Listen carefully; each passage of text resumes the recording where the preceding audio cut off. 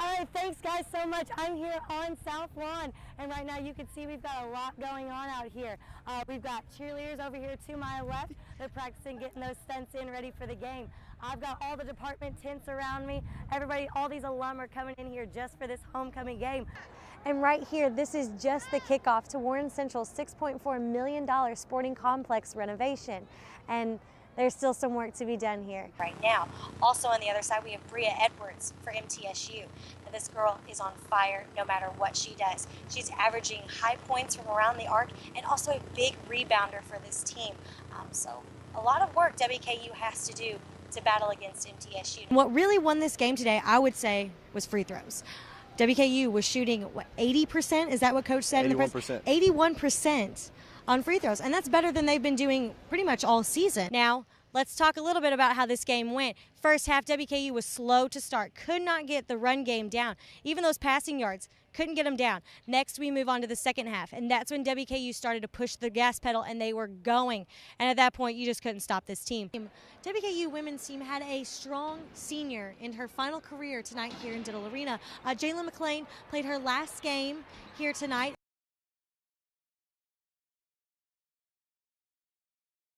Sellout crowd here at Bryant-Denny Stadium. #1 ranked Alabama was hosting their home opener, WKU, and a game the Tops were looking to respond after the win last week. And this is how it went. The Hilltoppers came right out of the gates ready to take on nationally ranked Alabama, pulling out some old offensive tricks in that flea flicker we saw in the first half. However, that offensive spark didn't last long. A tough UA defense put a halt to the WKU offense. Then that pick six in the second quarter set the tempo for the rest of the game, and WKU head coach Jeff Brom knew Alabama wasn't going to make it easy. And was able to shut us down. We didn't have a whole lot of answers. With no answers on the offense, Western Kentucky had to look towards their defense, holding the #1 team to 17 points in the first half. The strong middle and backfield put a stop to the Alabama run game, and Coach Brom knew this was going to be his test, but he felt his team really stepped up. They made a few plays in the passing game, but we didn't help them out on offense. The Hilltoppers didn't give up even through the negative, and a final touchdown in the fourth sent the Tops into double digits. However, that wasn't good enough. They fell to the Tide 38-10. On offensive lineman Forrest Lamp knew he was ready to battle, but also knew what he was up against. Usually bigger, faster, stronger than Conference USA opponents, and they give us a run for our money, obviously.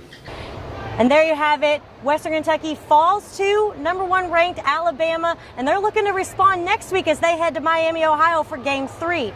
Now that's all we have here in Tuscaloosa. I'm Caryn Reel for the Extra Point.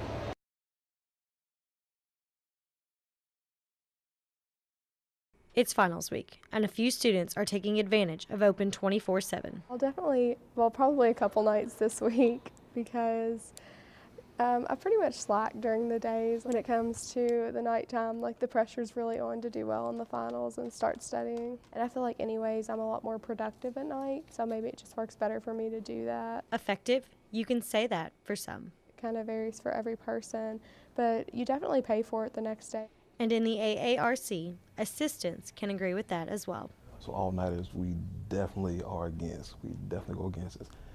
There's been statistical proof that shows students should not study more than an hour and a half consecutively, then take a 15-minute break due to the overwhelming, it's an overactive of the neurons in the brain. Even though he pulled some himself, Dion suggests other ways to prepare. Just study accordingly leading up to your exam, and you won't have to do the all-night, you won't have to do cramming. It'll surprise more people than not when they get to the exam, like, wow, I truly remember this. Reporting for News Channel 12, I'm Caryn Reel.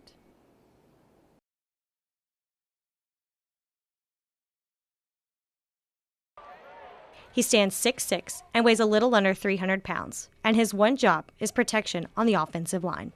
Well, I've been playing football since I was 8. Football's been a major impact in my life over the past 12 years.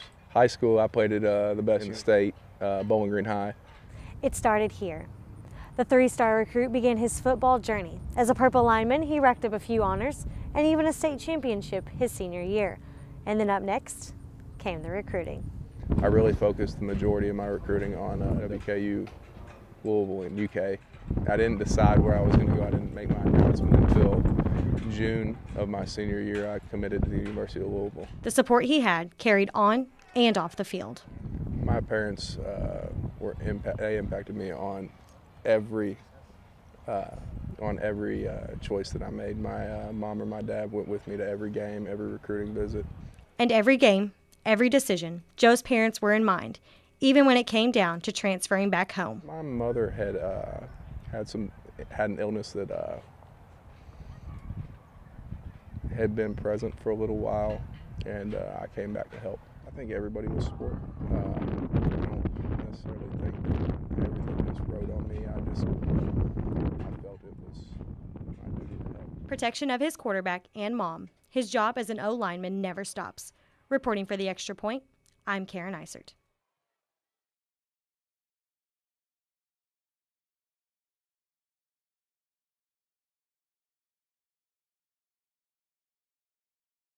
Edmond was the third in scoring for WKU, tallying 12.8 points per game. While also shooting just over 52% from the floor, Edmond committed to the Hilltoppers out of high school, but opted to play for junior college before making a step to play for WKU. I think it's a defensive team. Defense is what wins these games. Offense, to me, offense is what gets it, because guess what? In order to win games, you must score points, and the offense scores points. But in previous games, we've seen, especially in the conference game, WKU's defense is what helped seal the deal, and that's what helped them win the game. So we'll discuss this. Well, we will continue later. this. Now moving from Bowling Green to Huntington, the women's team battled the Thundering Herd on Sunday. And at the start of the game, the Lady Tops took a 10-point lead. But this lead was cut short when the Thundering Herd went on an 8-0 run. However, the Tops battled and kept a lead throughout the entire game well into the final minutes. And the Lady Topsters secured their victory of 80-76 and still hold their #2 spot in CUSA. Now we've got a lot of games this weekend go down, but one game really stood out. Let's head to St. Louis for the second round action of 7-seed Wisconsin versus 2-seed Xavier. Badgers with the ball on the sideline, 2 seconds left to play. Ethan Happ to Bronson Koenig, who puts it up, and it's good. Wisconsin bench goes wild. Now let's watch it again, guys. Dribbles down to the corner, fade away, 3, time runs out on the clock, and we know what it is. Now, Bill Murray, what do you have to say? Not much. Now Wisconsin wins 66-63, and they advance to the Sweet 16 to face Notre Dame tomorrow.